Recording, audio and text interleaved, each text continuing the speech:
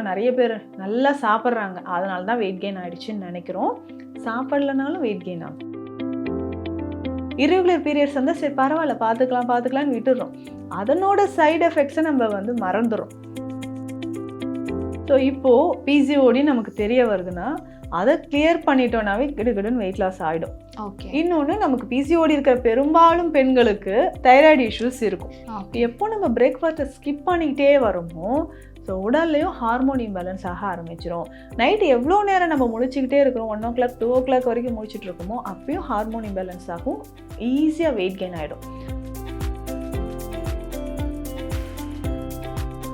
அதிகமாக ஸ்வீட் சாப்பிட்றீங்களா, அவாய்ட் பண்ணுங்கள். நல்ல புளிப்பாக இருக்கக்கூடிய ஃபுட் சாப்பிட்றோமா, அதையும் அவாய்ட் பண்ணணும்.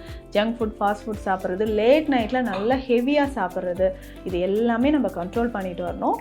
வாரத்துக்கு ஒரு முறையாவது கண்டிப்பாக எண்ணெய் குளியல் அவசியம். ஸோ எத்தனை பேருக்கு இன்றைக்கி சுண்டைக்காய் தெரியும்னு தெரியல. என்றைக்கு அதெல்லாம் மறந்துட்டோமோ லேடிஸ்க்கு இந்த ப்ராப்ளம் எல்லாம் ஒன்று ஒன்றா வர ஆரம்பிச்சு. இதில் வந்து பார்த்தோம்னா ஸ்கின்ல உடனே ஒரு பிம்பிள் வந்துன்னா கவனமாக பார்ப்போம். ஆனால் ஒயிட் டிஸ்சார்ஜ் இருக்குது, வெரிகோஸ் வெயின் இருக்குது, பித்தப்பையில் கல் இருக்குது, பைல்ஸ் ஃபிஸ்டுலா இருக்குன்னா இது கவனம் செலுத்துறதே கிடையாது.